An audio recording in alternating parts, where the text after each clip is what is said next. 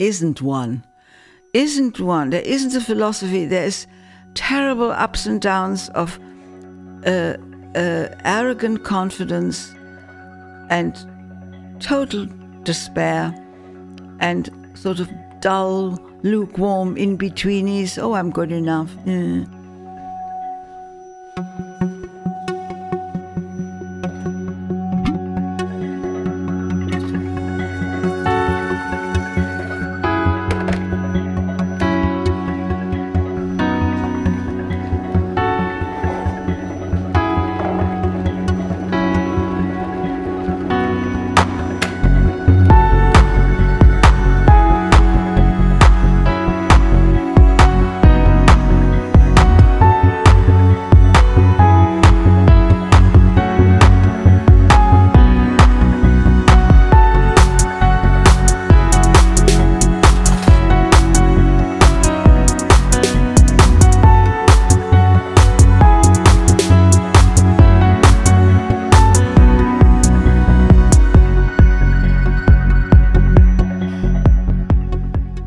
My guest in this episode was born in Germany in 1932 into a theatrical family. She initially trained as a dancer and actress, but always had ambitions to be a painter. Her career in performing led her to be cast in the film Paths of Glory, where she met her future husband, Stanley Kubrick. Before moving to England in the late 60s, the Kubrick family spent time in America, and Christiane embarked on her new career as a painter, studying art in California and New York. International success followed with exhibitions in New York, Rome and London, and later in her career, when Christiane and her family finally settled in Hertfordshire, the joy of bringing art to people was opened up to her when she exhibited at Art in Action at Waterbury, Oxfordshire. The spirit of artists working and demonstrating their techniques, interacting with people and sharing their art without barriers appealed to Christiane, and soon she was taking part in open studios, where visitors were able to see her at work in her environment. A natural progression from open studios was for Christiane to utilise the beautiful grounds of Chittickbury Estate, where she moved to with Stanley in 1978, and to create her own arts fair. In summer of 2003, the first Chittickbury Arts Fair was held and was an instant success. Christiane now spends her time painting and preparing for the annual arts fair and Christmas market. Christiane Kubrick, grandmother, welcome to Unlived Lives. Grandmother, hoping that there will be another fair soon. Hopefully. Yeah. It's been really tough, hasn't it, without it? Yeah, I know. Maybe by summer it's over. I don't know. I hope so. I hope so too. I hope so. Tell me a little about your time in show business. It started when I was 3, I think. I was the child of opera singers. And I very early on was used for little parts. And I very much liked it because then I didn't have to go to kindergarten and I didn't have to go to school sometimes. Instead, I would do these bits.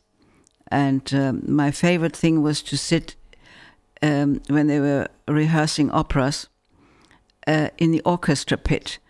And the sensation of sitting in the middle of an enormous orchestra playing is fantastic. No other music will do for me. Incredible. Yeah, it was a good way to start. Yeah. And so you wanted to move on. What I wanted to do is be a painter because I lived in a house with a painter. And we had the upper floor and the lower floor, and then we exchanged or something. And he was a very nice man, and I disturbed him all the time, watching him paint. And he would give me a little table, and I was allowed to smear around. I was very little, 5 or so, with paint, real paint, promising to wash my hands, promising to not get it on my clothes. And I would sit there, wrapped in a dust bag, and so my clothes wouldn't get dirty and my fingers not too dirty. And so I learned really to paint properly. Very, very little I was with this very nice man. And then they moved away, and I inherited his studio as my bedroom. So that was always great fun. That was sort of the beginning of having painting things like other children didn't have. I had many more brushes and coloring pencils and all sorts of equipment that other children had never even seen. So I felt well ahead of them. And then I had a puppet theater. And I built the puppets and I sewed their costumes and I made the sets. And I did, because I grew up with these on opera sets, I knew how to make them. And so my life started painting and playing with puppets and charging money. Fantastic. Yeah, very important. How old were you at this point? 7. 7. Yeah, I making money from a puppet theatre at 7 is not too bad. That's right, and getting away with murder. I knew a lot of text, and people would come and pay me pennies, and watch it. And I was allowed to switch the lights off in the room, and then my father made me a little light that was writing the stage. That was very effective, and because I was always there when my parents were rehearsing, and they would take me to the theater, and so I knew these outrageous, opera texts are fairly heavy going, bit corny most of the time, and everybody dies in the end, and so I did very dramatic Kasperle plays. It had very little to do with a normal puppet theater, which was kind of, I thought, lukewarm. Carmen is much better if you die. So I was invited to many birthday parties as a result, provided I would bring the puppet theater. And I was then the entertainment. So my career as entertainer started very young. Wow. And I even got somebody who could some electric stuff provided I didn't touch certain things. I had real light on my stage. And that's from puppet theatre, it developed into stage work. Yeah, it developed into not being normal anymore. I had this thing always on. I had a million voices I would pretend to have for all the different characters. And my parents were amused. And then they sent me to ballet school. And I liked that, and I became a contortionist, and so it never stopped. And the point is that because of the puppets and because of the surroundings of people who are all rather dramatic opera singers and noisy people and people who don't mind if you show off, because that's how they're born, is showing off. And so I showed off. And I then got in school selected to do puppet plays in my own theater for the Red Cross.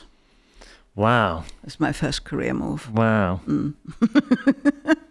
Sounds very fun. So, to success, I imagine. Yeah, I felt very successful. And it led also to my wanting to be a painter, because I did the sets. And okay. So, and because we had lived in a house with a painter, I already knew about oil paints, and I was very frustrated with children's paints that didn't do the same thing at all. But I did paint with my watercolors and sort of other poster colors or whatever, dramatic hell holes, and my devil was very informed character, and I had a fire that I could make to flutter by shaking a stick, and then I had these flames on it, and I was very dramatic, and that's where I lived. I lived in that little puppet theater, so I became a most peculiar child. But then I often got the much better job when we had Christmas performances in school, and then when we all had to go into the much-loved Hitler Youth, I was the performer. For all official occasions, I was allowed to do puppet theater, which got me out of sports, which I hated. and high jumping and low jumping and far jumping and running through the woods and horrible stuff. And I made it most important that I needed more rehearsal for the performance for the Red Cross. got out of sports a lot that way. Wow. It's my early career in show business. Yes, and so that developed into. Yeah, I never stopped. Yeah. I never stopped, and then I did a lot of dancing, and then when I came home from boarding school, where I had also done all the performing in boarding school, and now I was properly doing ballet, and I would occasionally say that I could also do things with talking. So I got little parts. Wow. And then by the time I was 17 or 18, I got a job. 19, I had a proper job. In the theatre? In the theatre, yeah. Fantastic. How many shows were you doing a week? Every night we did, because these were local theatre in a small university town, Freiburg. And so we had different plays on every night with bigger and smaller parts. And then I was in ballet only also. And then we had big Christmas plays, and they were very lucrative for me. Yeah. And I also opened a little private puppet theatre for Christmas parties. I was in business. Yes, I advertised. I had little advertising signs everywhere that between 2 and 5 and between 11 and 12 I could perform when I didn't have school. And I advertised my program, and I would charge so much to come and perform at the party. And I got some cake. Yes! My job. Wow. So I started this very early, which then, ultimately, when I needed to make money, I started in the ballet, because that's what I'd always done. And then when there was a small talking part, I could do that. And the other dancers weren't as good at speaking, because I had rehearsed that lots of times. And I knew lots of texts from the puppet theatre and from seeing opera rehearsals. The texts were always a little sentimental and heavy, as in operas, and lots of death and kisses and things. And so I had plenty of really corny plots, robbed mostly from operas, that I would then transfer to the puppet theatre. But they started using me in Red Cross performances and so on. And I got a few other people to help me. And my puppet theatre grew into quite a big thing, and I painted all the sets, which started me wanting to be a painter. Right. That was that one, yeah. And when did you enjoy your time in show business, or was it, or did you always have when did you know you wanted to paint? I always knew I wanted to paint, because I needed to paint for have a new set for my performances. And so I did very good hells, best in hells, and I was very good at witches' houses. And I was also getting all around doing sunsets and rain and thunderstorms on canvas. Then I got canvas. Others only had wood, and then I had all of those things. And so by the time I went to art school, eventually, I was way ahead, because I had done nothing else. And so that's what started. But I still couldn't for a woman to make money in painting was then, forget it, but I could make money doing theatre. And because I had been in the ballet so early, and suddenly musicals came from America, and that became all the fashion. And because my father was an opera singer and taught me how to sing, with has to be the world's most tinny, horrible, shrieky voice on earth, but very loud. And I had that. And so I was then put into musicals. And because I could also dance, I made a very good career in Germany, which didn't do musicals. We did operetta, but we didn't do musicals in before the war. And now this was fashionable. And that got me going. So then I started to make some money. And then I got into films, and then I met my husband. Wow. And I could go back to painting. I see. That's the whole curve. All right. You kept going in theatre because purely money. You had to. Yeah, I had to. I was there every day. I was never out of the place. Wow. Because I was doing ballet and I was doing some small shows with acting. And then I was doing first little television films, which were in an old bunker in Hamburg. And it was so hot you could barely breathe because they needed lots and lots of light to do just ordinary black and white television. And the ceilings weren't high enough because this was an old bunker. And so we were in this unbelievable heat doing live television. And it was the most horrible and artistically, I believe, lousy work I've ever done. But that made real money. You got money for that because nobody wanted to do it. It was also laughed at. I mean, to have television set was a bit nouveau riche, not really good.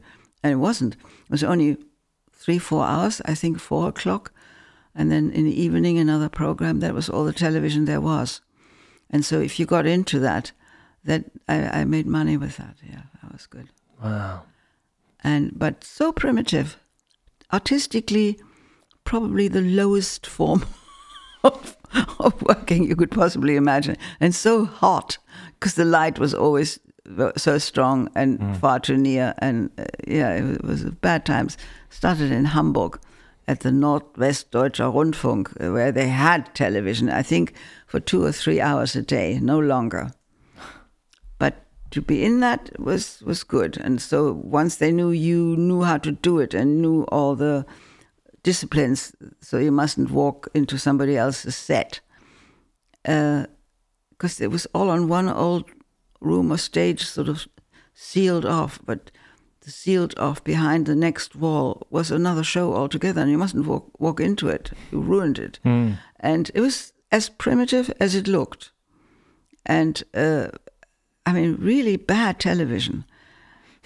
But it paid the bills. It paid the bills, yes, and also to be known that you could do it, and that you could synchronize and translate and speak the text from foreign films, which is the most boring, most demanding work, where you have to speak much faster than is normal or artistically valuable, because German takes twice as long to spit out than English. And so you speak incredibly fast like that, and you mustn't make any mistake, and you must still sound a little bit like the other actors, and you must make sense of the dramatic part of the thing. Of course, it has to be lousy to do that. But that made good money because nobody wanted to do it, and it was artistic death. Absolutely terrible. I did quite a lot of it for money. I mean, despite it being for money, did you enjoy it? Did you have good memories? I enjoyed the challenge of synchronizing because people couldn't do it. And a good actor, a self-respecting actor, which I wasn't, wouldn't sink so low as to be tortured through one speedy sentence, which, if you were a good actor, could not be spoken at that speed. Your honor was in danger. I didn't care. I just went through it for the money. And I must have spoken parts. I mean, sometimes with a low voice, synchronizing. Then they luckily stopped and used text, which was much better, because synchronized films, especially in German, which is a far longer language than any other, has to be catastrophic for the film. Catastrophic. But they were successful. Yes. People would rather hear that rushed up, hopeless German speaking than having to read English titles translated. And then they would have the titles written at the bottom of the picture. And since cinemas also weren't very well, they were far too flat, the seats. There was always a shoulder in the way, so it's hard to read. And so it took a long time for the cinema to adjust to foreign films. And in the interim, where they did it really badly, I made some money with that. Very ill-earned money, I have to say. Yeah, it was not good. And I think we all know, the story sort of beyond Paths of Glory. But what's curious to me is, would you have continued in show business? No, had you not my whole aim in life, and in Munich I lived opposite the art school, but I was still in the theater, and I was saving up money that I could stop and could start studying painting. And my father had done something that I later on could never forgive him. He was in a music high school in Freiburg, and he was well respected. He was an opera singer. He was an opera singer. He taught singing, and he knew all the other teachers also in the art school, because Freiburg is a medieval little town, and all the schools and the high school and the art school were in one area. So they met, and he told the director of the art school, where I had just sent my portfolio in the hope of being a painter. He begged him, he says, please don't take her, because she's making a very good success out of what she's doing now, and I want her to be able to earn a living. He meant well, but he killed me. You know, he says, please don't. So I was rejected. And that I had practically a nervous breakdown, because I was so convinced that I could do this. And to have been so wrong about myself was very destructive. So much later, years later, he said, I was successful in something. He said, you were great. How glad I am that I got you out of it. What? You did what? And my mother said, you shouldn't tell her, you know. And he told me that he told the guy not to take me in school. I never did forgive him. It was a mean thing to do. I don't think he meant to be mean. He meant me to be one of the few women in show business to make money. That's what he meant. The fact that he would ruin my self-esteem and my heart's desire to become a painter, he wasn't aware of that. He never got it. And but it was one of those things that when I think of him, this is what I remember very often, and which is also very ungrateful. He didn't mean it badly, but it turned out to be a real mistake, because all I did is try to get back into the painting business. How did you go about that? What was your plan? My plan was to make as many films as I could and try to get more money, and television things which started to pay well, save up the money so I could pause and have enough money, even though by then I had also already a child, which doesn't help in economical things, but I did. And so I wanted to be able to feed my child and have at least a year in art school and see what happens after that. And I was in the middle of saving up money for that and doing endless television, because that at the time paid best. So whatever they had, I did. So I was on it all the time. That is, in those days, television was only on in the afternoon. I think it wasn't an all-day thing as it is now. But my then husband saw me on television, and that's how I met an American. That was that one. Wow! So it could have been, had that not happened, you know, it was you. It was fate. Film after film. Film after film and after then, film. And then the plan was to sort of buy somewhere, art school. Yeah, save up money and be very poor and go to art school. That was my plan. So it worked out much better, because the Californian art school was incredibly good, much more modern, and much more meaningful than German art schools were at the time. And I had a great time and no money worries. So that is when my life really took off. Would you have stayed in Germany had you not met Stanley? Well, I had nowhere else to go. You know, I was in Germany for jobs, and my jobs came from there. And it was then an American director who wanted a girl singing in German. Okay, you know, I came, sang in German, and got married. Amazing. And you've been painting ever since? Yeah. I've been painting since I can hold a pencil. I mean, I've always done that. I used to do all my own puppet theater backgrounds, pots where you can throw the villain in the pot and cook him. And I had a battery that would make red light. That's very good. Did you continue doing theater art? So did you? Oh, yeah, I did to the end, do lots of theater still. And I went in the Kammerspiele in Munich. And also in Berlin, I did musicals, Kiss Me Kate, forever. And I did films in the Russian, in the East German, not called Russian zone anymore then. Wow. And so I did work there.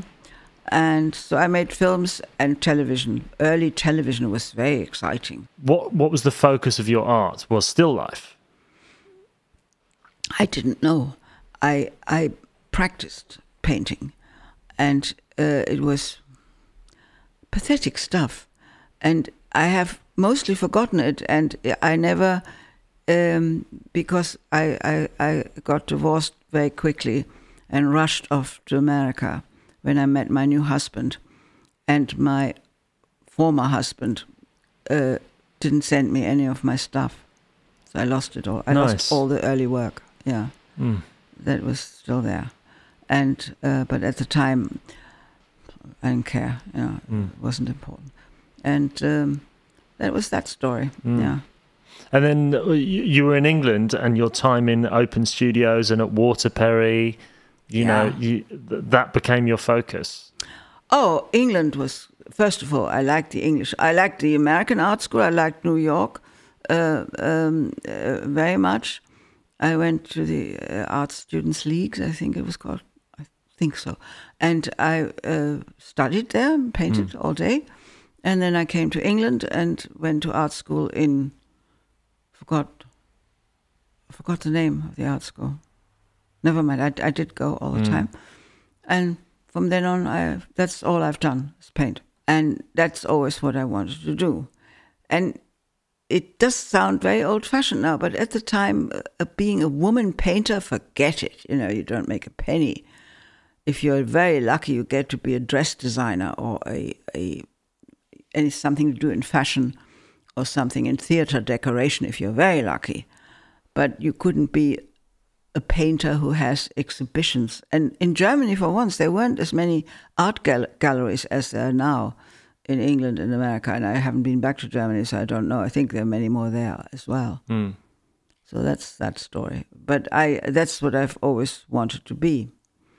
And my influence was when I was very little, 4 years old, I lived in a house that belonged to a painter. And Benno Kusche was his name. He was quite a well-known painter. And if I shut up and never moved anything and never touched anything and stayed in the corner in a little table he had given me, I could be in his studio, provided I did not speak. I didn't know that. Yes, wow. Benno Kusche was his name, and I did that. And I loved him, and I never spoke, never one word.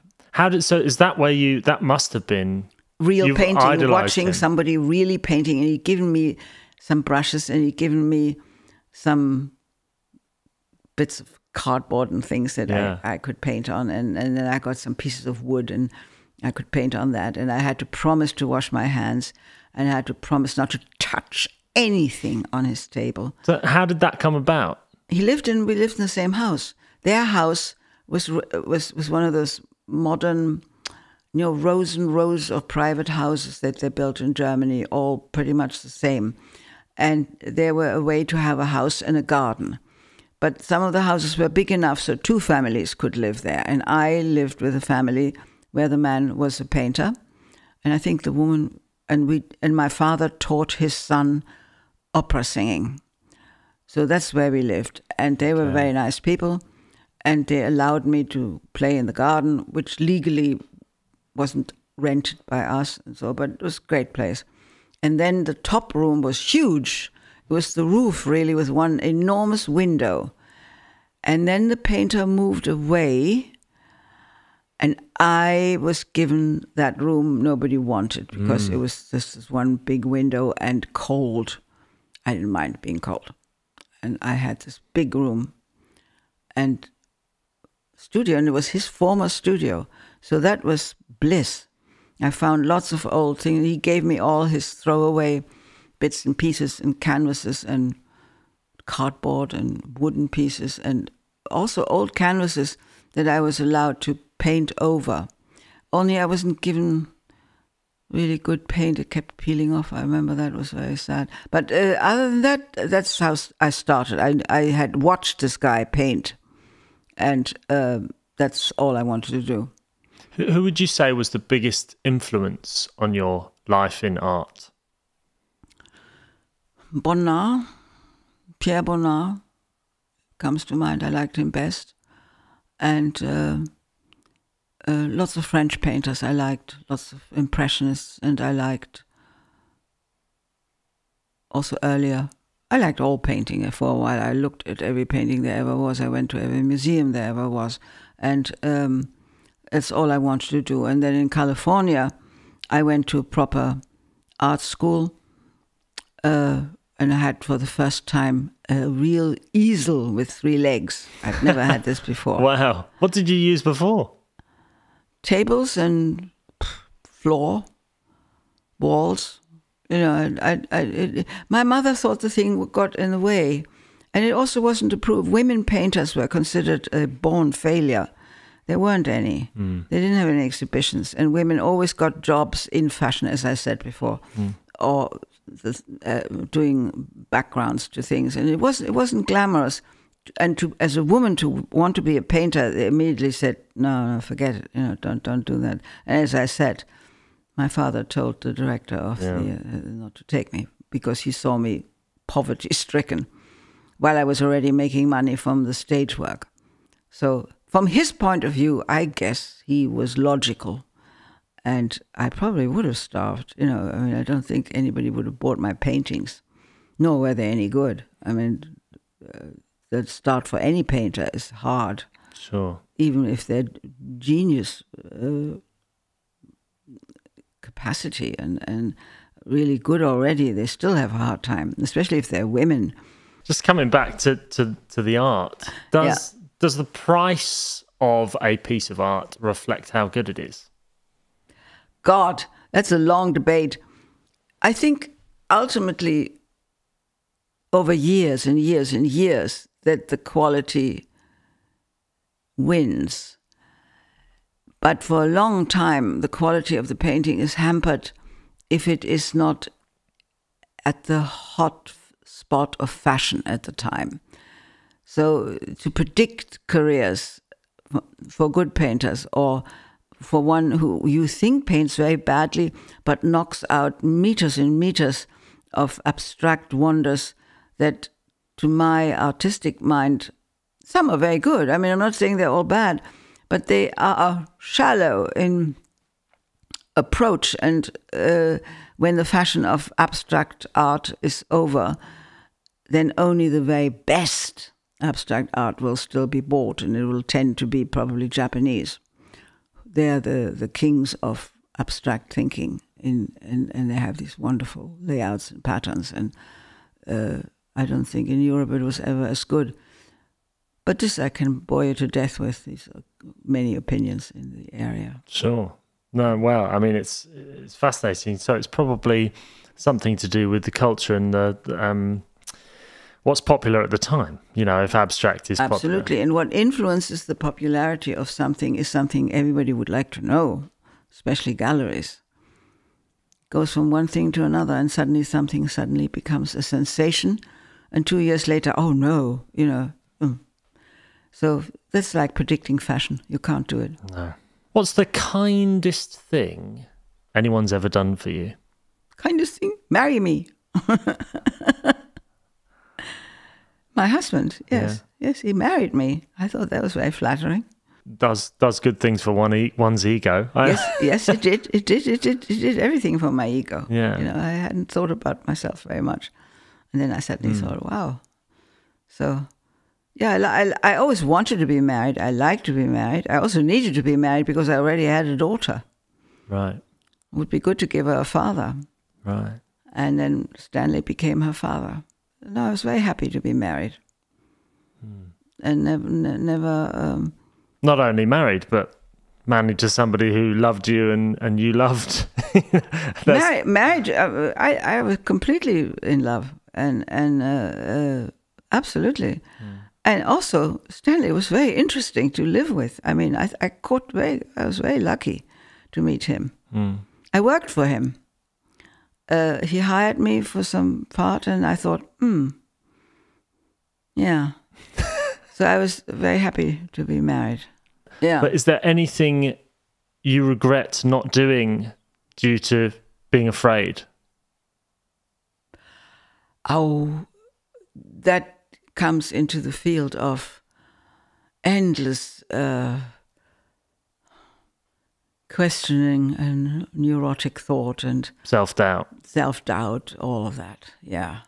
And you can get over that for a lifetime. I think every artist can.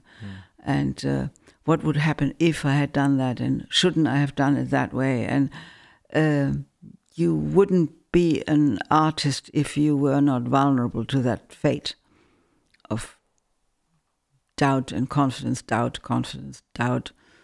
I'm great, I'm shit, I'm great, I'm shit. That's the way you think. Because what I'm really interested in is finding that from your experience, what that sort of philosophy is that helps you get through that and get past that. Isn't one. There isn't a philosophy. There's terrible ups and downs of arrogant confidence and total despair and sort of dull, lukewarm in-betweenies. Oh, I'm good enough. It's like all the arts have that. I don't care if it's an actor, a composer, a painter, or a writer. It has to be open. All the art forms are open to total highs and delirious, arrogant confidence and utter despair. And it can come within 1 hour. So I think that's what all the arts have in common. And do you think that changes the art? Changes the product? No, I think good products, if you do a good painting, if you're on the way, luckily, there are bad moments where you're so neurotic that you will destroy something that was actually quite good. And later on you look at it and you say, what did I do that for? It was really much better. And so the various neuroses that people have in all the arts, this is true for musicians as well as actors, as well as painters, that you can be very creative and it can be followed by total self-destructiveness and self-doubt, immediately switched over to appalling arrogance. I don't know why that happens, but I think that's just human. Very challenging. And I recollect many a time us both coming into the kitchen, and just being like, oh, it's so, or I'm working on something quite good at the moment, or, oh no, it's awful. I'm very good at self-destruct, yes, it's like a hand grenade, and then I slowly sort of get myself together, and I can't even describe the process that I think not only I, but all artistic people go through these much laughed at emotional hiccups and highs and lows and neurotic habits and laziness changed over with frenetic energy that is so intense that it causes ill health for other reasons. You either work too much or too little or to this or to that. And I think painters who find a way of just stay calm and work when you have a good moment, use it. There are good and bad moments in every artistic field. I don't care what it is. And what I didn't like is acting, because there your mistakes happen now in public for everyone to see. Bad stuff. And you can't retrieve it. And I hated acting. I liked parts of acting very much and giving myself to all kinds of plays. But if you make a mistake, it's so damaging. And if you are on you can be influenced by people or by fashions and start copying a way that at the moment seems to be popular. And you're like a cheap whore, copying some infantile idea that everybody in the moment thinks is fantastic. So you're very vulnerable, and your vanity becomes an alpine mountain compared to painting and music and so on, where the process of doing it is slower. Acting is suddenly and very fast and inspired at times. So your good or bad taste and your opinion of yourself, your psychological state that you're in, can ruin you in areas of total blind arrogance or humbling and destroying insecurity. So I never liked acting that it was dependent on too many things and too many moments, that you only had 20% real choice. The rest was fate. Who you're acting with, what play you're in, what town you're in, what time you're in, how you look, very important. And then filming has even more of these things. I remember my husband often complaining about the mood in a film while you're shooting. It can destroy the whole thing, and nobody knows what happened. Nobody knows what set it off, that Mrs. So-and-so suddenly became a lousy actress when yesterday she was good. Huh?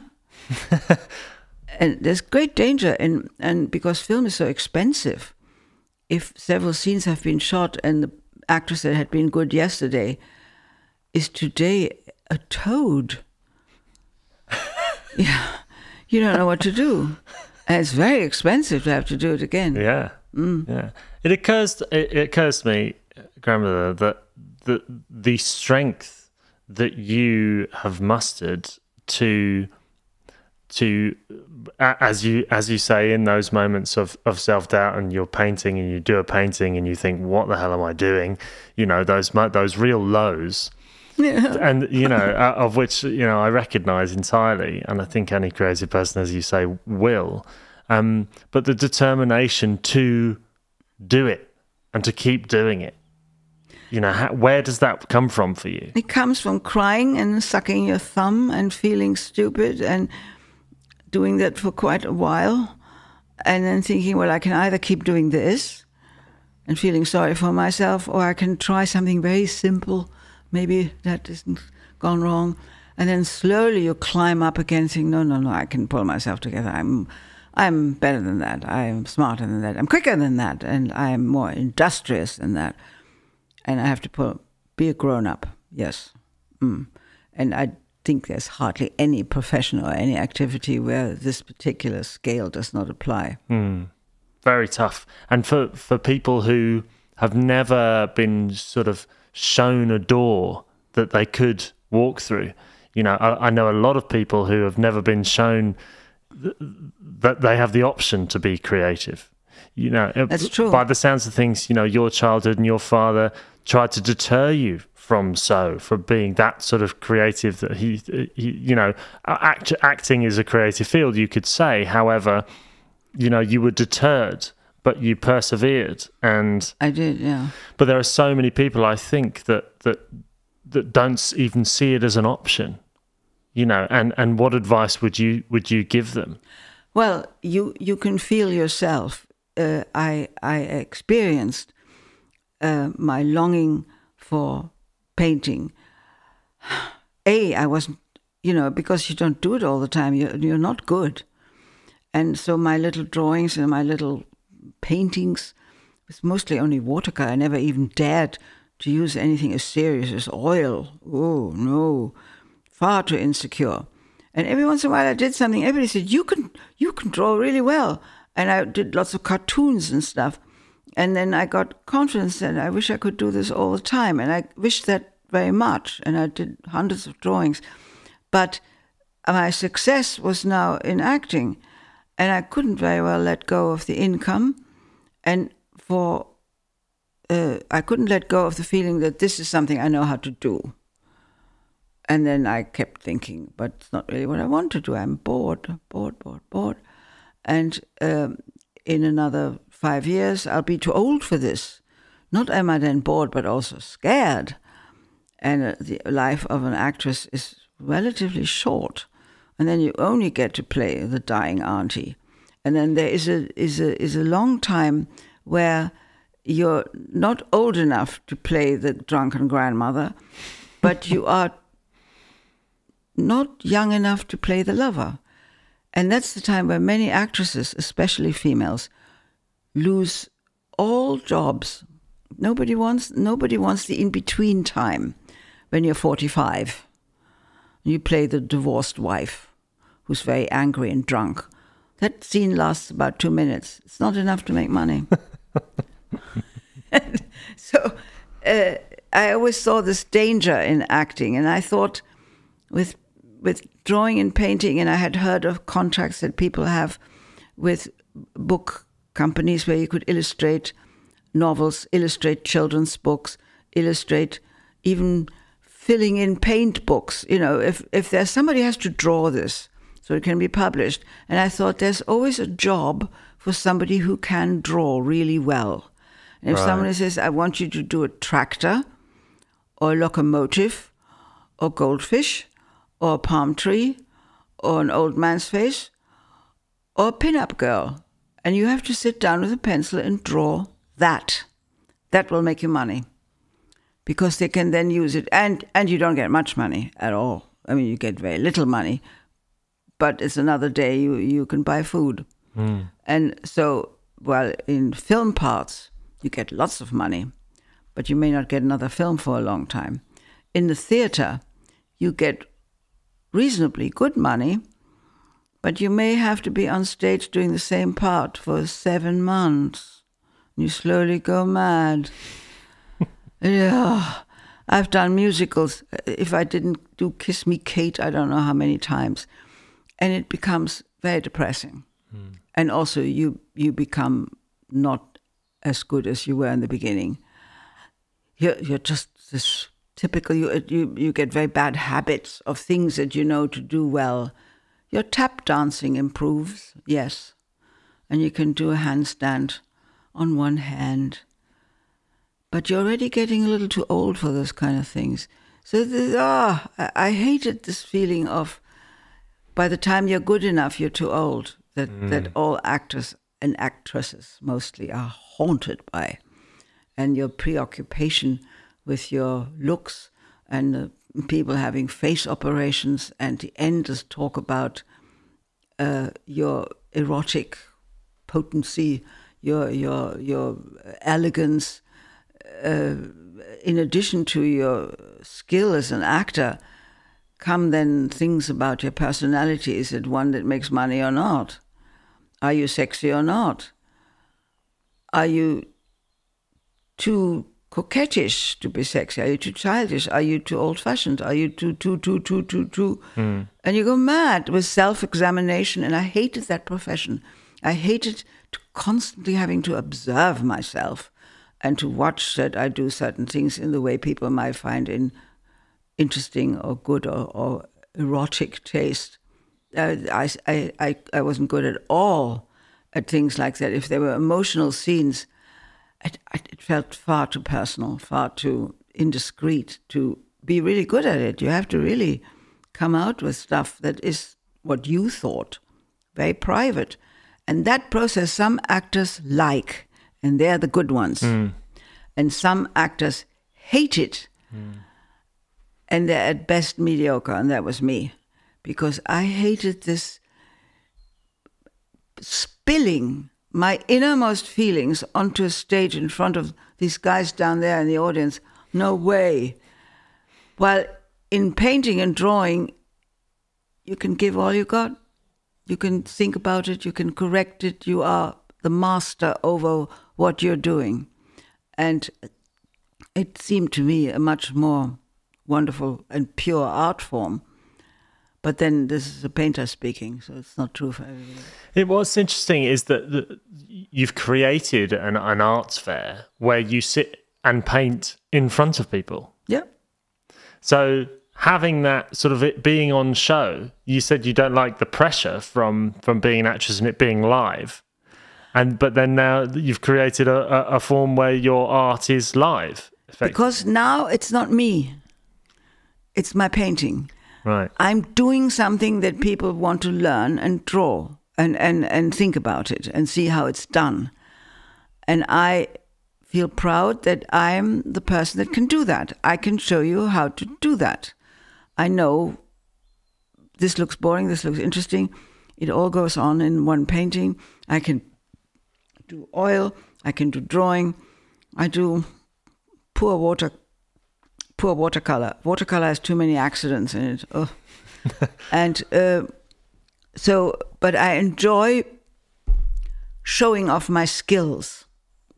I enjoy that, and I try to do it as best I can. And in acting, if you're really good doing a tragic scene where you cry yourself to death, or a very sexy scene where you, lay your soul bare, I don't want to lay my soul bare to the people. I want to teach them how to paint. Yeah, I show you how to paint, and I show you gory detail to the very end. But I don't want you to have me pretend I'm lying in bed with somebody and having it all going on. No, that's mine. Indeed. And I don't want anybody to watch it, and I don't want to show it. And I can't even show it because it's nobody's business. And I hate that about acting, this exposing. Some actors who are really good love the moment where they're showing their soul to the audience. And they're good. They're really good. Boy, they're giving something that nobody else can. And if they're tasteful, and if they are really good actors, the audience receives an enormous present from them. Some really personal, very emotional, and very tragic or happy or whatever, or comical moment. It's the real thing. And I have enormous respect for really good actors and their courage to let go what is, after all, a bit of a secret. Especially if you play a love scene or so, that's your stuff. You don't want to see Joe Schmo there in the audience, see you showing him that? No. I would always be not good at that moment.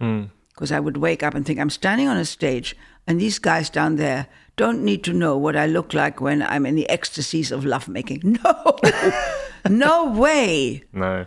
And some actors like that, and they're the good ones, because they get something out of showing what it's like to be wanting to commit suicide, or to have a baby, or whatever it is, or make love. And I didn't. And if you feel that you want to keep your secret a secret, don't go on the stage. Really don't. I told myself that very often. I don't care how much they pay me. I'm not going to do it for very much longer. The very first time I had a chance of saving up enough money from films so I could go to art school in Munich, that's what I was going to do. And I had already saved up quite a bit, even though I had a daughter and had a lot of costs, but I was making enough money to say, okay, now I can do it. And then I met Stanley. That was very good. A big, massive change. Total change. Yeah. Even though I had more children and more to do, and lots of painters say, can you possibly paint with 3 children and all that? Oh, I can, because I can. And there was enormous freedom for me to even though I was standing knee deep in unwashed dishes and whatever, because I had all those children, and I had a patient husband with my untidy house, but I got all the painting done. And ultimately I got skillful enough to have a tidy house in painting. You learn. And ultimately I was very lucky in that I had enough money to have help. And that was really lucky.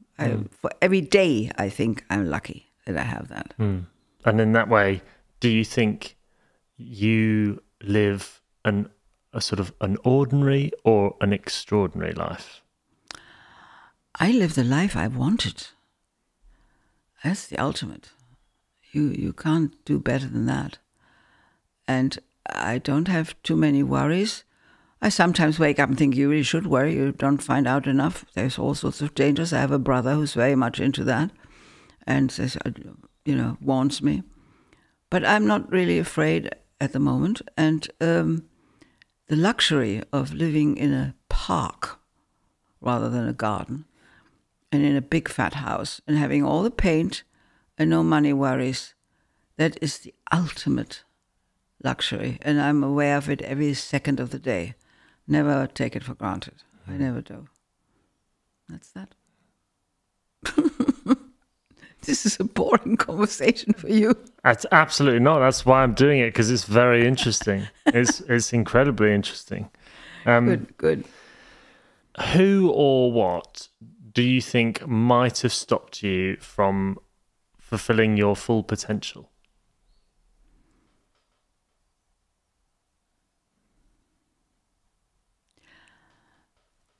Poverty. Not getting jobs in acting. You know, getting older as an actress, very hard to make any money. Very difficult for women. I mean, I'm now making some money with painting, but it's the first time, and I'm almost 90, and I can sell paintings. And but I wouldn't. I mean, on the whole, I've been very lucky in that Stanley married me, and I didn't have to worry about money. He worried about money a lot. He was incredibly responsible. He wanted to make good films, but not at the cost of fear, would that make money? And he was very much in the middle of saying, I would like to do that, but nobody wants to see that. And that for film directors is a huge thing, that your own interest doesn't match the... what people are interested in. Yeah, the taste of people and what they pay a ticket for, you know. And so it's Stan and I talked about this a great deal. And I was so grateful and enormously relieved that I could paint whatever I wanted. Because Stanley was making the money. I didn't have to worry about that. I then sold stuff, and so that was an additional pleasure. But while I was trying to do this, I got better because I was freed of the worried, will this sell? Will this sell? Maybe if I lose a little more pink, it will sell better. Maybe I add another rose, it'll sell better still. Maybe if I paint some real kitsch, I will be better still. And if you hadn't met Stanley, that would have very much had to have been on your mind. It's every painter's threat. They either go into some at-the-moment fashion of modernity, whatever is hot at the moment, and if they want to make money, they are by force the victim of what the galleries want at the moment. And this is such a worry that if you like something that is also hot and fashionable at the moment, you will immediately think, I'm selling out. It's not me. I want the money. So you now hate yourself and you become incredibly neurotic, as many painters do. Or you say, to hell with everything, let my children starve. I paint my unfashionable pictures and I don't give a damn about it. That's another form of selfishness that's absolutely horrible. So there are a lot of mean choices. And do you think the key is a balance between those two?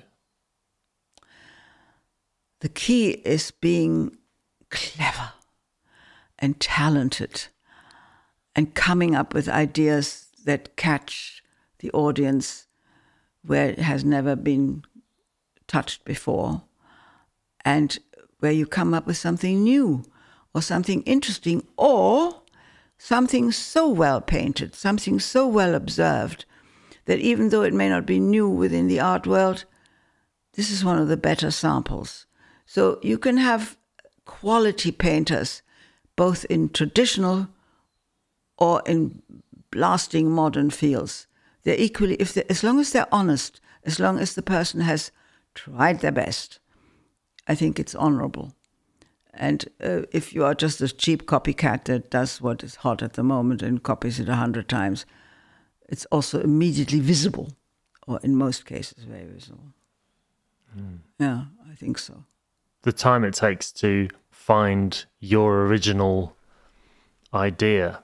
To find your idea, to have your idea, and dismiss it and collect it and groom it and develop it and doubt it and then approve it again and then doubt it again and then approve it again. That's an intellectual process that is ready to go for all artists. Doesn't matter whether you write a song, a painting, or play something on the stage. That decision of being artistically interesting, fun, insightful, intellectually enormously valuable, or emotionally make you cry for 2 days. You know, this all counts. If you can do all those things, you're off.